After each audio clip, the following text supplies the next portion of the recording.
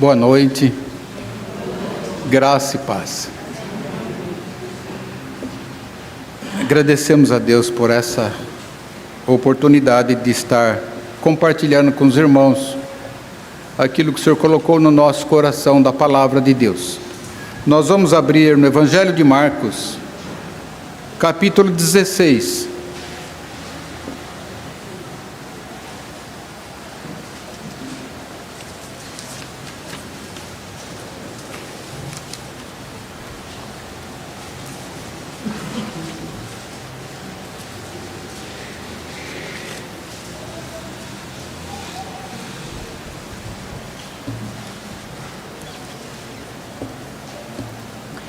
Do versículo 1 até o versículo 7, diz o seguinte: a ressurreição de Jesus. Passado o sábado, Maria Madalena, Maria mãe de Tiago e Salomé compraram aromas para irem embalsamá-lo. E muito cedo, no primeiro dia da semana, ao despontar do sol, foram ao túmulo. Diziam umas às outras: quem nos removerá a pedra da entrada do túmulo? E olhando, viram que a pedra já estava removida, pois era muito grande. E entrando no túmulo, viram um jovem assentado ao lado direito, vestido de branco, e ficaram surpreendidas e atemorizadas. Ele, porém, lhes disse: não vos atemorizeis, buscais a Jesus, o Nazareno, que foi crucificado. Ele ressuscitou, não está mais aqui. Vede o lugar onde o tinham posto.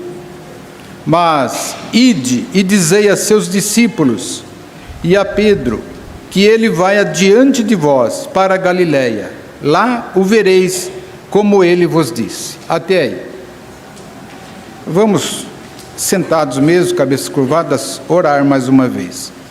Pai amado, nós te agradecemos por estarmos, Senhor, em comunidade, como igreja, como corpo de Cristo, reunidos no teu templo, Senhor, para te louvar, para te bendizer, para te adorar, ó Pai, e para também receber a instrução da tua palavra. Queremos que o Senhor fale conosco, ó Pai. Preencha, ó Pai, os anseios do nosso coração. Dá-nos sabedoria, dá-nos discernimento. Usa, Senhor, este teu servo que fala contigo para falar com a tua igreja, ó Pai, para a glória do teu nome, em nome de Jesus. Amém.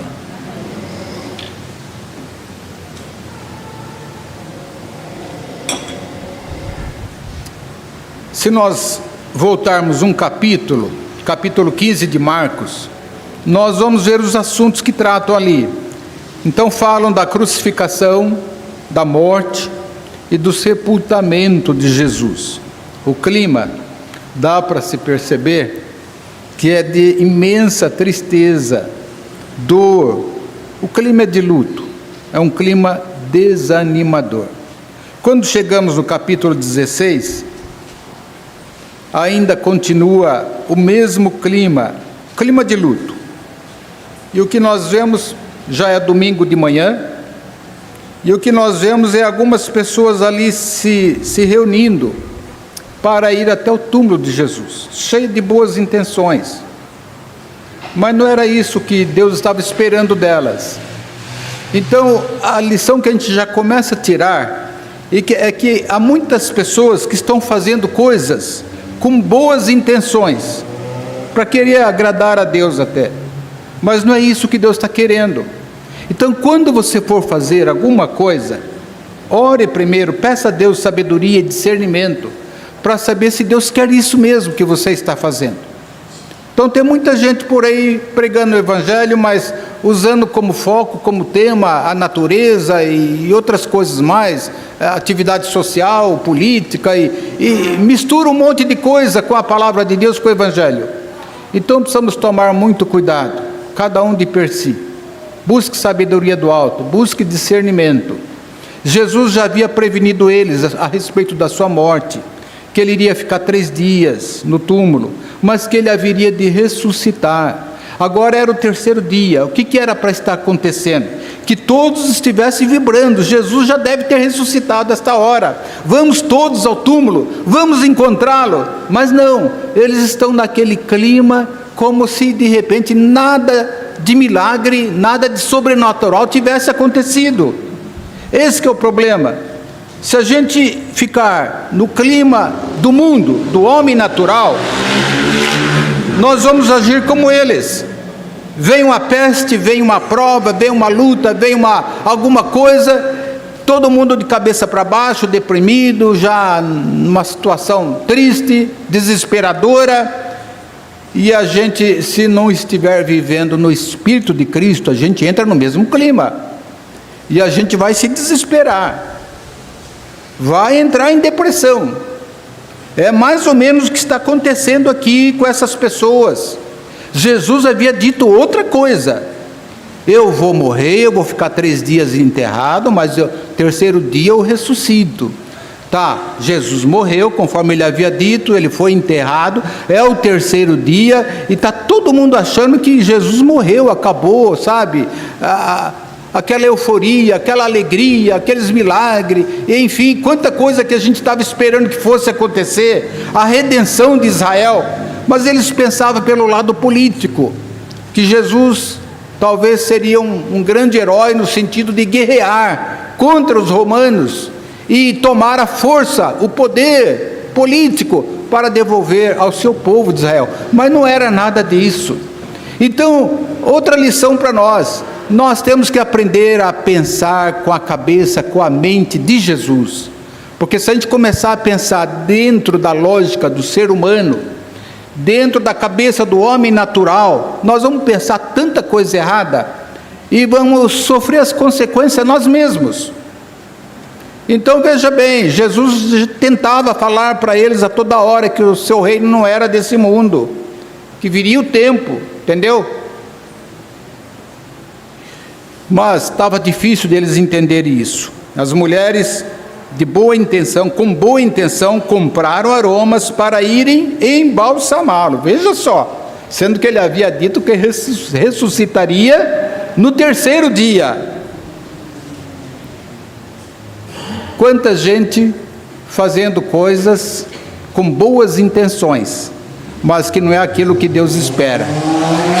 Há até um ditado que diz o seguinte: de boas intenções o inferno está cheio. De boas intenções o inferno está cheio. Então cuidado, irmãos, cuidado. Uma vez eu visitei lá em Guarulhos, eu morava lá, Casas André Luiz. É um hospital enorme, 3 andares, e a gente entrava ali, a gente ficava, sabe, quebrantado, de ver quantas crianças deficientes, quantas crianças sofrendo, e o pessoal ali trabalhando. Mas sabe qual é a filosofia deles? É o espiritismo, é a mesa branca, é ganhar a salvação pelas obras. E não é isso que a palavra de Deus ensina. É um gesto maravilhoso, louvável até, do que eles estão fazendo como pessoas, como homens naturais, mas para querer tirar proveito espiritual daquilo que eles estão fazendo, é tudo perca de tempo, tudo perca de tempo, tá? Fé não se ganha com obras, tá? Fé se ganha, salvação não se ganha com obras, salvação se ganha pela fé, como presente, como dádiva de Deus. Pela graça sois salvos mediante a fé, e isto não vem de vós, não vem de obras, para que ninguém se glorie, é dom de Deus. Agora, na sequência do versículo 10, lá de Efésios 2:10, aí sim diz que nós fomos salvos para andarmos na prática de boas obras. Se eles estivessem praticando aquelas boas obras, depois de terem crido em Jesus como seu único e suficiente Salvador, e acreditassem que Jesus já estava morando dentro deles, e já tivesse selado com o Espírito Santo a salvação, tudo bem, aí teria galardões para todos eles. Mas inverter a ordem e pensar que é pela prática das boas obras que nós vamos ganhar a salvação, aí está tudo errado, está tudo errado.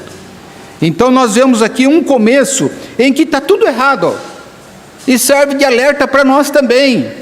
As mulheres, elas, vamos comprar aroma, vamos embalsamar o corpo dele. E Deus olhando assim, meu Deus, eu imagino Jesus olhando, mas o que é isso? E muito cedo, no primeiro dia da semana, ao despontar do sol, foram ao túmulo.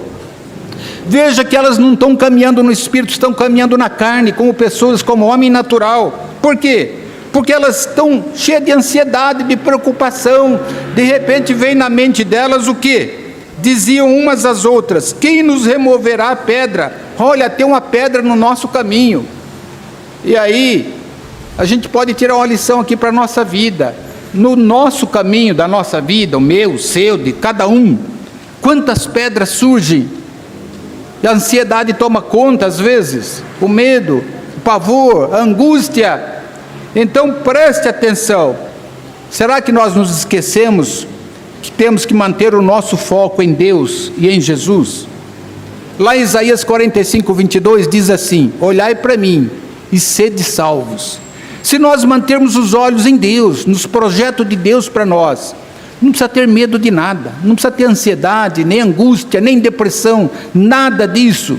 Ainda que venha uma epidemia contra nós, como realmente veio, está aí, muita gente morreu, mas para muitos foi uma morte, mas para aqueles que estavam já salvos pela fé em Cristo Jesus, não podemos dizer que foi uma morte, foi uma promoção. Saiu daqui desse mundo cheio de problemas, de violência, de tanta dor, de tanto choro, de tanta lágrima, e foi descansar nos braços de Cristo, andar nas ruas celestiais. Olha que coisa maravilhosa.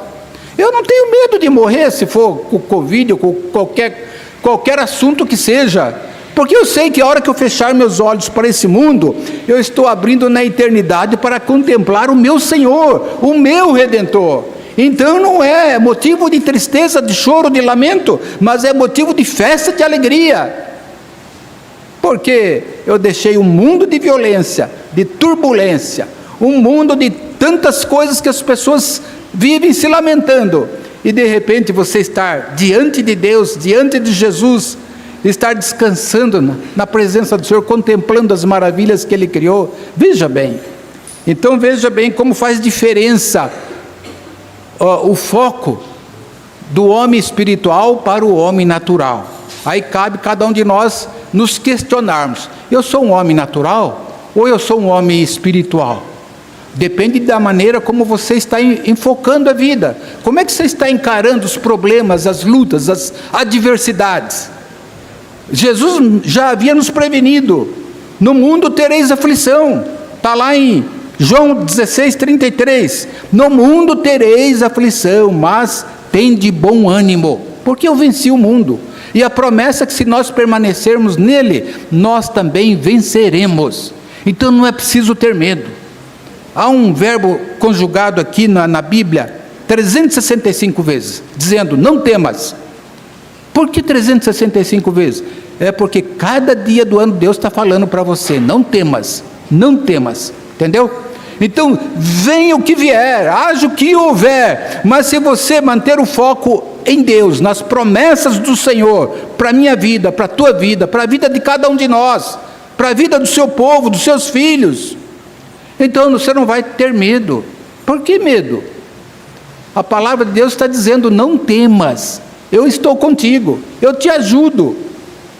Então caminhe de cabeça erguida, olhando para a frente, para o alto, para aquele que é autor e consumador da nossa fé, entendeu? Então veja bem, no momento elas estão caminhando ainda no homem natural, elas vão para o túmulo, levando aroma, pensando em embalsamar o corpo de Jesus, coisa que não era para fazer. Olha, de repente elas se lembram: mas tem uma grande pedra, tem uma pedra enorme, nós não vamos conseguir abrir. O homem natural. Porque quando nós estamos fazendo alguma coisa para Deus, dentro do planejamento de Deus para nós, as dificuldades, por grande que sejam, é Deus que vai se encarregar de remover as pedras do nosso caminho. Está entendendo? Então, era o plano de Deus que realmente eles fossem até o túmulo, mas não para querer embalsamar o corpo de Jesus, não para querer derramar uns aromas lá, para tirar o mau cheiro do corpo, por causa da morte, não.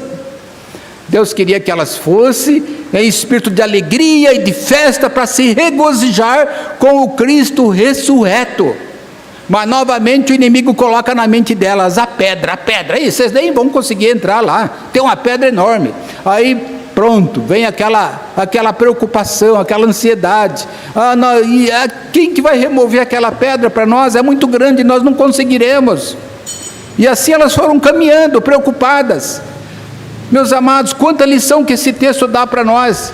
Quantas vezes nós estamos também trilhando o caminho da vida, preocupado com alguma pedra, algum problema, alguma coisa que está nos desafiando, seja lá uma conta para pagar, seja lá uma prova que eu tenho que fazer na escola ou na faculdade, ou seja lá eu estou indo para uma entrevista no emprego, não sei se eu vou conseguir ou não, entendeu?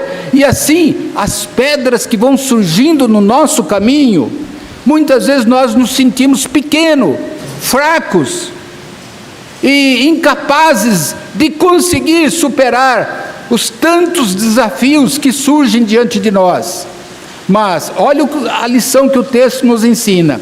Quando elas chegam diante do desafio, ou quando elas deveriam tirar a pedra da frente do túmulo, elas percebem que alguém já chegou na frente delas e já tirou a pedra. Elas poderiam ter pensado, quem sabe foi algum outro amigo, seguidor de Jesus, mas não, Deus estava providenciando. Deus enviou anjos para remover a pedra. Então, veja a riqueza desse texto. No caminho da sua vida, saiba que você vai encontrar muitas pedras, que são as dificuldades, os problemas, as lutas, os desafios, mas descanse no Senhor. Lá em 2 Pedro 5:8 diz o seguinte: lançai sobre ele, sobre Jesus, toda a vossa ansiedade, porque ele tem cuidado de vós. Então olha o que a palavra de Deus nos ensina, que coisa maravilhosa, lançando sobre ele toda a vossa ansiedade, porque ele tem cuidado de vós. Se você fizer isso, se nós vivermos em obediência, em sintonia com a palavra de Deus, reivindicando as suas promessas e tomando posse delas pela fé, nós vamos ver que nós vamos caminhar de vitória em vitória, de glória em glória. Porque o Senhor coloca anjos também no nosso caminho, na nossa estrada, e o Senhor manda que eles vá à frente para ir limpando e tirando as pedras do nosso caminho. Aquele problema que você achou que seria insolúvel, que você não conseguiria vencer, Deus já mandou um anjo na frente, já removeu as pedras, o caminho está livre para você passar. Apenas o que Ele espera de você é que você, ao ver a vitória, que você levante os olhos para o céu e dê glória a Deus. Mais ou menos como aqueles jogadores que atuam e que são crentes, têm uma experiência com Deus, e quando eles marcam um gol, eles apontam o dedo para cima, a glória é para Ele, é para Deus, é para Jesus, Ele que me criou, Ele que me deu essa oportunidade. São os atletas de Cristo, que coisa maravilhosa, quando alguém, não importa onde ele estiver, em que função ele estiver, mas quando ele reconhece que a sua vitória não é pelos seus méritos, mas é pelos méritos daquele que nos criou, aquele que nos deu a fé, aquele que nos carrega nos seus braços, aquele que vai abrindo as portas para nós, porque os seus anjos vão à frente, tirando as pedras e abrindo o caminho para nós. Então pense nisso. Então vamos ver aqui, e olhando viram que a pedra já estava removida, pois era muito grande, e entrando no túmulo, viram um jovem assentado ao lado direito, vestido de branco, e ficaram surpreendidas e atemorizadas. O que quer isso? Então nós vemos que, a princípio, elas estavam temerosas, vivendo problemas difíceis, triste pela morte de Jesus, mas depois nós vamos vendo que sem luta não há vitória. Nós, na nossa vida também, nós vamos enfrentar problemas, desafios, vamos encontrar pedras, mas lembre-se sempre que sem luta não há vitória, tá? Segundo lugar, lembre-se também que quando surgir as pedras no teu caminho e você pensar, e agora o que eu vou fazer? lembra que Deus envia os seus anjos para tirar as pedras do caminho, para aplanar o caminho para você, tá? E terceiro lugar, aí Deus entra com a providência. Tem um termo que diz Jeová Jiré, que significa Deus proverá, tá? Deus proverá. O que quer que você esteja precisando, não precisa perder o sono, não precisa entrar em angústia, em depressão, não precisa chorar. Você tem um Deus que é rico, você tem um Deus que é poderoso, que pode todas as coisas, e o que você precisar, Deus já está providenciando.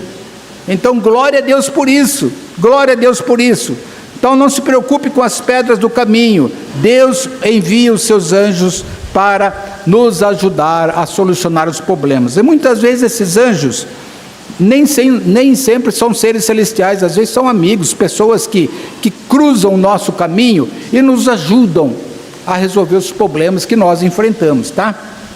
Mas quando nós estamos percebendo que a mão de Deus está sobre nós, que estamos vencendo e começamos a glorificar a Deus, então nós caímos na real. Aí a palavra do Senhor, seja através de um anjo, seja através de alguém, um irmão, um amigo, pastor, ou até da leitura da Bíblia, nós vamos entender que Cristo ressuscitou, Ele está vivo, Ele cuida de nós, Ele caminha conosco, Ele cumpre as suas promessas em nossas vidas, entendeu? Foi o que aconteceu com elas. Quando elas pensaram que iam encontrar um morto, um corpo de um defunto, de repente elas encontraram um anjo que lhes disse: vocês estão procurando Jesus, o Nazareno, que foi crucificado? Ele ressuscitou. Ele não havia falado para vocês que ele ia morrer, ia ficar 3 dias embaixo da terra e depois ele ia ressuscitar? Vocês não creram? Por quê? Falta de fé. Então ele ressuscitou, não está mais aqui. Vede o lugar onde eu tinha um posto. Então elas puderam ver ali a tumba de Jesus, o lugar, a pedra onde o seu corpo estava estendido, e que o seu corpo não estava mais. Então elas saíram correndo. Primeiro receberam uma ordem, né? Depois de ouvir que Cristo vive, o anjo disse a elas: ide, dizei a seus discípulos, a Pedro, que ele vai adiante de vós para a Galiléia, lá o vereis como ele vos disse. Então, amados, tudo, se nós formos ver, as escrituras vêm se cumprindo, as promessas vêm desde o Antigo Testamento e vêm caminhando, entra no Novo Testamento, entra nas cartas apostólicas e vai caminhando. Então tudo que vai acontecendo de maravilhoso, de sobrenatural, nada mais é do que o cumprimento das promessas de Deus para as nossas vidas.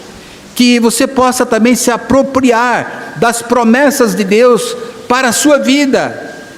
Deus não faz acepção de pessoas. O que Ele prometeu para o A, vale para o B, vale para o C também.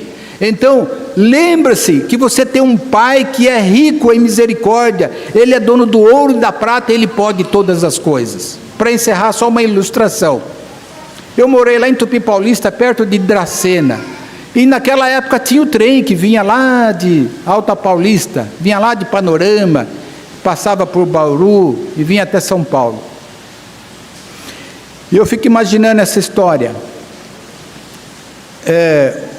Um homem entrou no trem e ele viu um garoto sentado sozinho no banco, olhando para a janela, e falou: vou sentar aqui. Sentou ali com o garoto. E o trem começou a se movimentar, ele foi andando.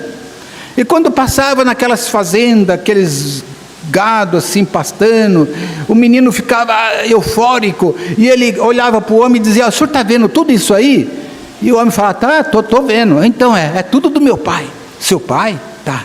E o trem andava mais para frente, e novamente aparecia outros cenários de fazendas assim, ricas, produzindo muitas vezes café ou outra coisa, ou animais mesmo, mais gado. E ele falava para o homem: você está vendo tudo isso? Estou vendo, é tudo do meu pai. Nossa, o homem começou a pensar: será que eu estou do lado de algum grande político aí, eu não estou sabendo? Vai ver que ele comprou todas essas áreas aqui. E chegou uma hora que novamente o menino interrompia: você está vendo tudo isso? Estou vendo, é tudo do meu pai. Aí ele perguntou: mas quem é o seu pai? E o menino olhou para ele: mas o senhor não sabe? Não, o meu pai é Deus, ele criou todas essas coisas aí. Ele criou eu e criou você também, é tudo dele. Então aí o homem entendeu que realmente era uma linguagem espiritual, mas que traz uma lição para nós, irmãos. Às vezes nós nos sentimos tão pobres, tão miseráveis, que parece que a gente mora num barraco, sabe, de sapé. E muitas vezes nós nos sentimos tão pobres, tendo um Deus tão rico. Uma outra ilustração também conta de um homem, um mendigo, vivia numa estrada ali, esperando que alguém lhe desse alguma esmola. De repente apontou lá um homem montado no seu cavalo, com algumas pessoas, e era um homem conhecido daquela região, daquela cidade, um homem muito rico, e tinha a fama de ser um homem bondoso, um homem misericordioso, gostava de ajudar as pessoas pobres. E o homem se alegrou, falou: nossa, olha só quem está vindo aí. De repente parece que acabaram-se minhas pobrezas, meus problemas, acabaram todas minhas preocupações. Esse homem que está vindo aí, ele tem fama de ser muito bom, e ele vai me ajudar, ele vai me dar riquezas que eu não vou precisar esmolar nunca mais. E de repente o homem, quando chegou de frente dele, ele parou, desceu do seu cavalo, cumprimentou o mendigo, e o mendigo todo alegre: nossa, muito prazer, senhor fulano de tal. Aí, de repente, o homem teve um gesto inesperado. Quando o homem pensava que ele ia estender a mão para dar alguma esmola, o homem estendeu a mão vazia e perguntou: o que você tem para mim? E ele não esperava isso. E ele ficou assim, sem saber o que fazer. Ele enfiou a mão no seu bornal, pegou ali 3 grãos de trigo e pôs na mão daquele homem. E o homem recolheu aqueles 3 grãos de trigo, enfiou a mão no seu bolso e tirou ali também alguma coisa proporcional e pôs na mão do mendigo. E o mendigo pegou, fechou a mão e agradeceu, e o homem montou no seu animal e foi embora. Quando ele já estava meio longe, o homem ficou: mas o que será que ele me deu? E quando ele abriu a mão, foi ver, eram 3 pepitas de ouro. E ele disse: meu Deus, eu dei 3 grãos de trigo e ele me deu 3 pepitas de ouro. Por que eu não dei todos os meus grãos de trigo para ele? Se eu tivesse dado tudo para ele, ele teria me dado proporcionalmente na proporção que eu dei a ele. É uma ilustração, mas serve também para mostrar para nós que muitas vezes nós estamos esperando de Deus alguma coisa, quando na verdade Ele também está esperando de nós alguma outra coisa. Quando Deus estende a mão para você, o que é que você tem dado para Ele? Você tem procurado de alguma maneira retribuir as bênçãos, as misericórdias, alguma coisa que Deus tem feito por você? A Bíblia diz assim: dai e dar-se-vos-á, entendeu? Então, na proporção que nós damos alguma coisa para a obra de Deus, para o reino de Deus, para ajudar, seja um missionário, seja a obra de Deus aqui ou alguma, mesmo que seja para ajudar alguma família faminta, Deus está vendo, e Ele toma aquilo como se estivéssemos doando para Ele, e Ele retribui em bênção, em alegria, em gozo do Espírito Santo em nossos corações. Então vamos pensar nisso. Há muita probabilidade ou possibilidade de nós vivermos vida abundante. Jesus mesmo prometeu: eu vim para que tenham vida e a tenham em abundância. E por que muitas vezes tem tanta gente vivendo uma vida capenga espiritualmente? É porque muitas vezes Deus está estendendo a mão e perguntando: o que você tem para mim? Às vezes o que Ele espera é apenas um hino de louvor, é uma oração de agradecimento, mas o que vem às vezes é só choradeira, lamentações e muitas vezes orações com petições: Senhor, eu quero isso, Senhor, eu quero aquilo, Senhor, me ajuda nisso, Senhor, me ajuda naquilo. Mas Deus está esperando uma outra coisa. Deus está esperando um espírito de reconhecimento daquilo que Ele já tem feito por cada um de nós. E muitas vezes nós esquecemos até de sermos gratos a Ele, pelo ar que respiramos, pela água que bebemos, enfim, pelo alimento que temos, pela sua provisão de cada dia. Então pense nisso. Antes de você pedir alguma coisa na sua oração, lembre de primeiramente você agradecer pela provisão, pelo pão material de cada dia e pelo pão espiritual. Quando nós somos gratos a Deus pelas bênçãos que Ele derrama sobre nós, aí Ele vai derramar mais bênção ainda sobre a vida de cada um. Que nós possamos meditar nisso, refletir sobre essas coisas e agirmos na vida de Cristo Jesus, agir no Espírito. Tudo que Deus quer que a gente aprenda a ser um crente mais que vencedor, é aprender a viver no Espírito do Senhor. Se nós assim fizermos, nós poderemos dizer por experiência própria, agora sim posso dizer por experiência própria, somos mais que vencedores por meio daquele que nos amou, Cristo Jesus nosso Senhor. Amém, amados? Que Deus nos abençoe.